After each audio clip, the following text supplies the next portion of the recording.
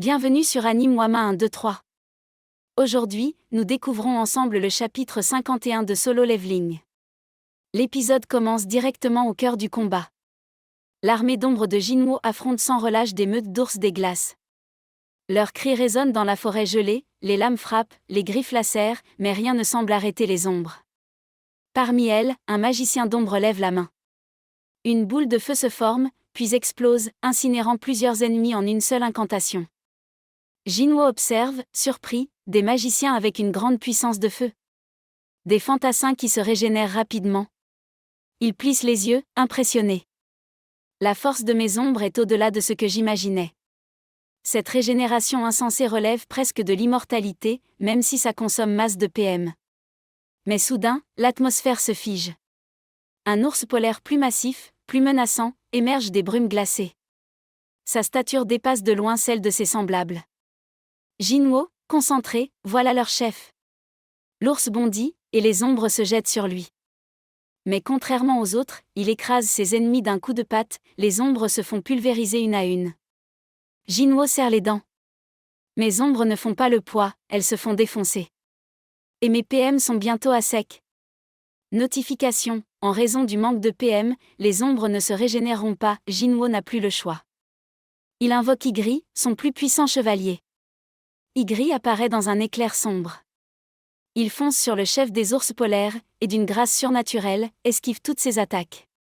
Jinwoo le regarde, stupéfait. Ouah! Igri bondit, et dans un mouvement net, décapite le monstre. Sa tête roule sur le sol gelé. Jinwoo s'approche lentement du corps inerte. Je n'aurais eu aucune chance s'il avait utilisé son épée lors de notre affrontement. Il réfléchit un instant. À mon niveau actuel, on est à peu près à égalité. Non, il serait au-dessus. Notification, non, Sung Jinwoo niveau 52, il souffle, satisfait. Bon boulot. Il est temps de l'ajouter à ma collection d'ombres. Jinwoo étend la main au-dessus du cadavre et déclare, lève-toi. Un cercle noir entoure le corps de la bête. Notification, extraction d'ombre réussie. Jinwoo sourit. Bien. Changement de scène. À l'extérieur du portail rouge, Baek regarde l'horloge, inquiet. Ça fait combien de temps maintenant? Le chef Han lui répond, 3 heures.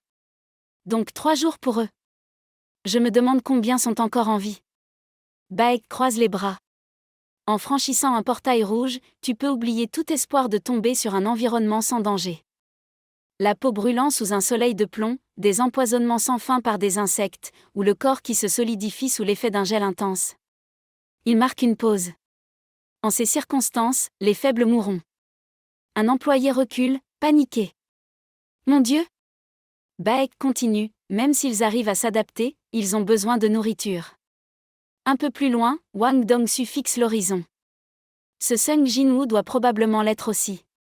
J'aurais perdu mon temps pour rien. Il se retourne soudainement. Non.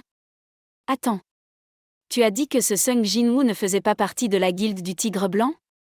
Comment s'est-il retrouvé là? Chef Han répond, mal à l'aise, c'est une de mes connaissances.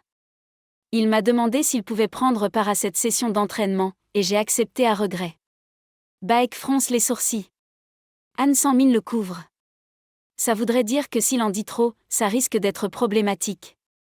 Et ce rang S, Wang Dongsu, est conscient de son existence. Wang s'approche d'Han, puis d'un geste brutal, le saisit par le cou. C'est ce que tu pensais que j'allais dire? Ça fait un moment que je suis capable de déceler des situations intrigantes, et il y a clairement quelque chose qui cloche ici. Accouche. Que caches-tu? Mais Baek intervient d'un coup sec. Il attrape le bras de Wang qui tient Han. Wang Dongsu. Retire ta main de mon employé. Wang ricane, tu me donnes un ordre? Toi, qui t'amuses à jouer les chefs dans une cour. Quoi, réplique Baek, prête à en découdre. Les deux hommes libèrent une puissante énergie. L'air devient lourd. Han panique. Non, si ça continue, ces rangs S vont se battre. Dans la forêt, loin de cette tension. Kim Chul, blessé, à bout de force, titube dans la neige. Devant lui, un monstre géant tient un de ses coéquipiers dans sa main, prêt à le broyer. Kim tombe à genoux. Impossible. Moi, Kim Chul, j'ai échoué? Je refuse. Je ferai bientôt partie de l'élite de la guilde du Tigre Blanc. Son camarade hurle, « Sauvez-moi, capitaine !»